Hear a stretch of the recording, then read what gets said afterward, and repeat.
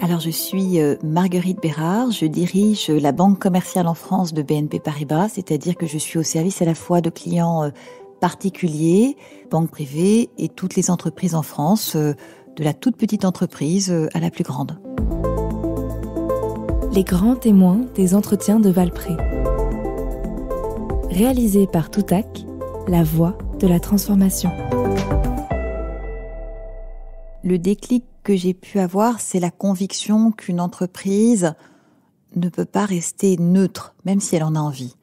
Une entreprise, elle peut pas rester à côté de ce qui se passe dans le monde, de la géopolitique. Nous, par exemple, on a une banque en Ukraine, on a des collègues en Ukraine.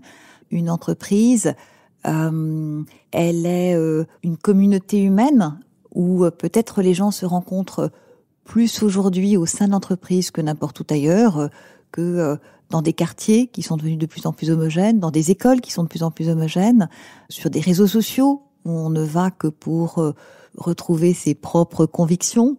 Une entreprise, elle est un lieu de rencontre et du coup, elle est ouverte sur toutes les aspirations, les contradictions aussi de la société.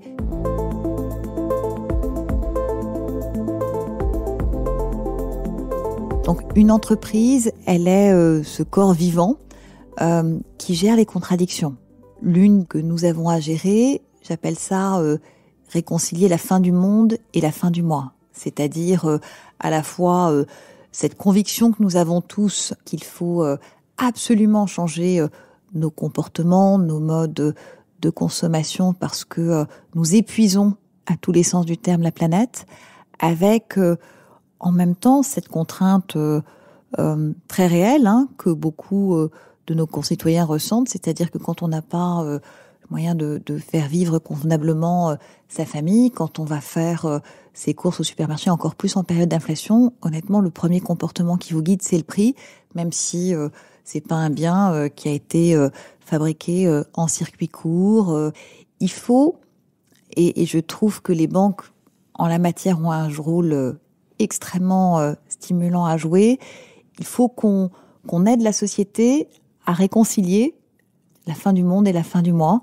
Parfois, les gouvernements sont presque, non pas timorés en la matière, mais on a fait l'expérience de régulation qui s'appliquait directement au consommateur final, avec parfois des réactions très éruptives. Et du coup, les pouvoirs publics se disent c'est peut-être plus simple de faire peser cette contrainte sur les entreprises, sur ceux qui les financent. Ça ne veut pas dire qu'à la fin, il n'y a pas un impact, y compris sur le consommateur final et son pouvoir d'achat, mais c'est une contrainte plus indirecte. Et quand vous êtes banquier, eh bien, une des choses que vous pouvez faire, c'est de mettre votre ingénierie bancaire au service de cet objectif, parce que la finance n'est pas une fin, c'est un moyen.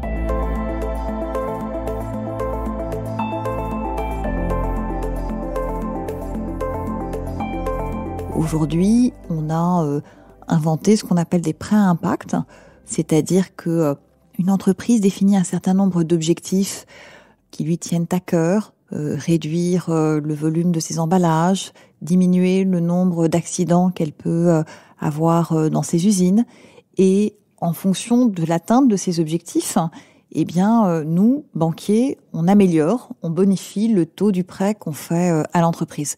Donc, on a une finance qui est encore une fois pas une fin, mais un moyen et qui est capable aujourd'hui d'accompagner encore une fois les entreprises vers quelque chose de plus souhaitable, parce que je ne pense pas qu'on puisse rester neutre.